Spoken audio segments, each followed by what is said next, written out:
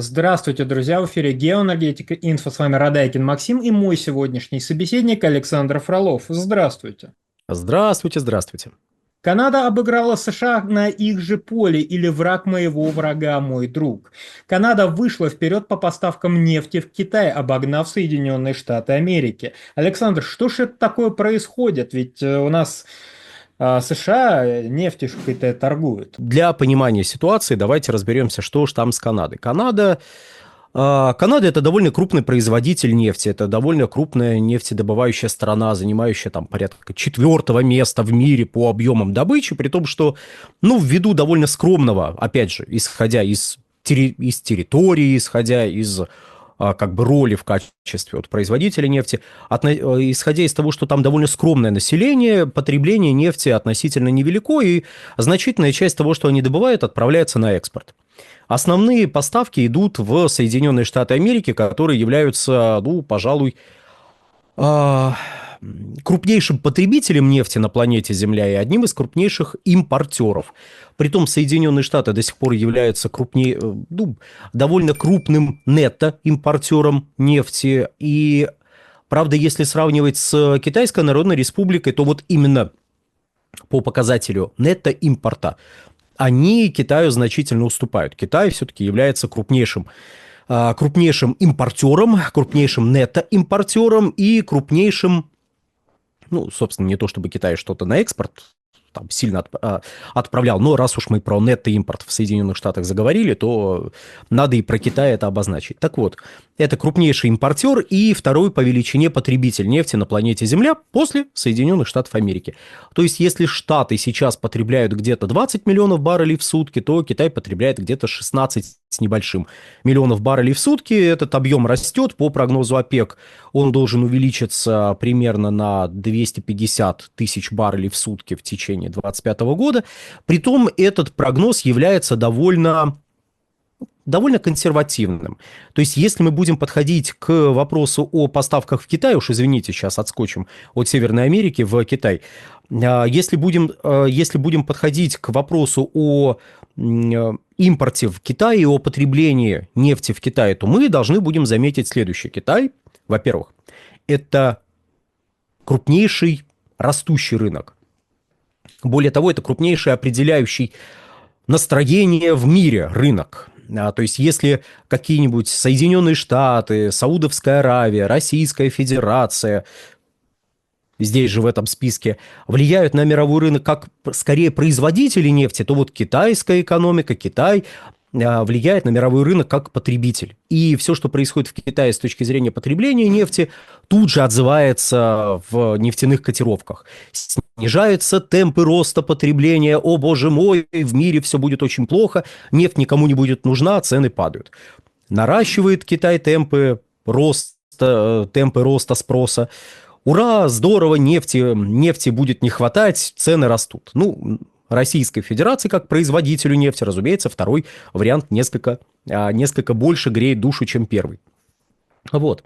Именно поэтому в мировых СМИ зачастую рассказывают о грядущих проблемах в экономике Китая, когда хотят воздействовать на мировой рынок нефти. То есть, вы говорите, вы знаете, китайская экономика в этом году вырастет не на 4,5%, а всего на 4,3%.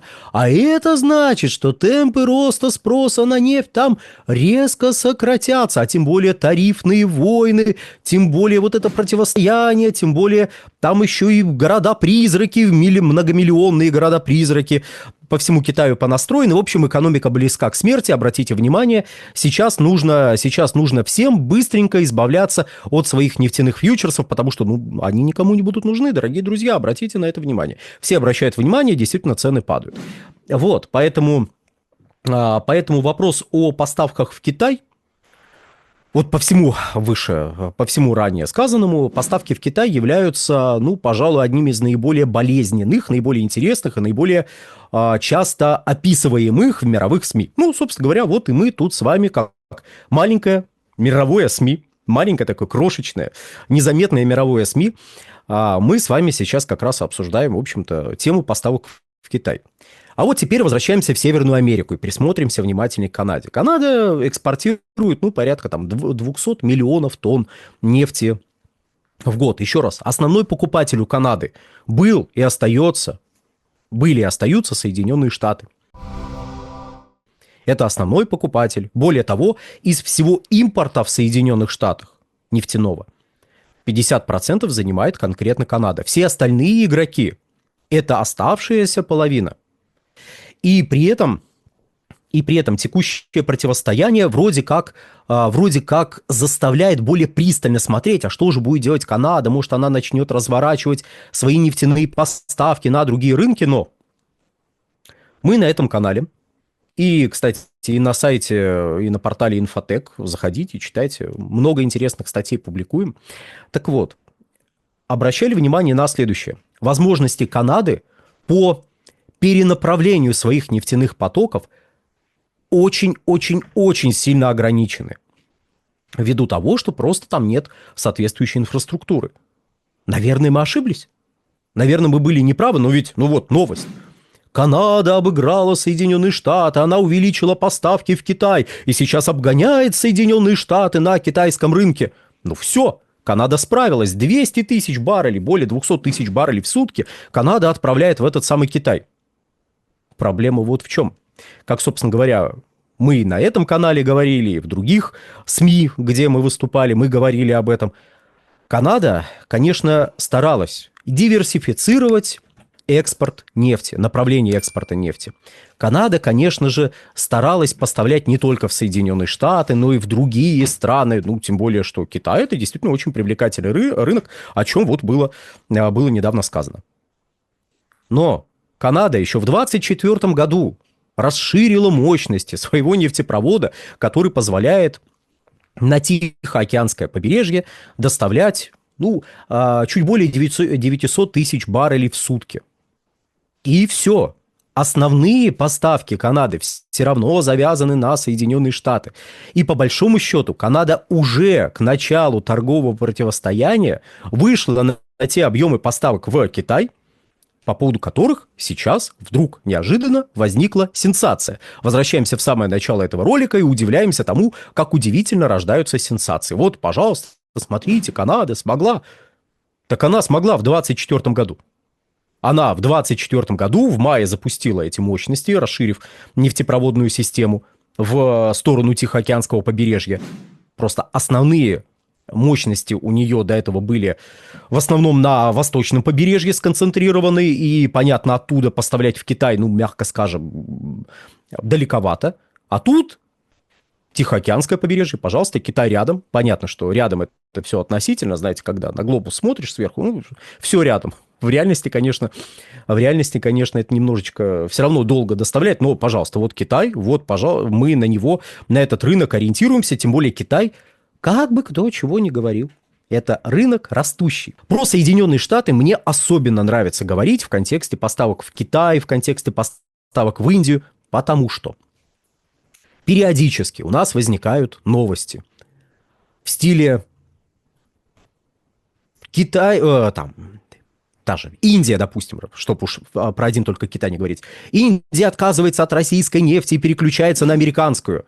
Думаешь, ребят, вы чего? Открываешь статистику, ладно. Открываешь статистику, которую, в общем-то, и так в целом представляешь себе. Смотришь, в смысле отказывается.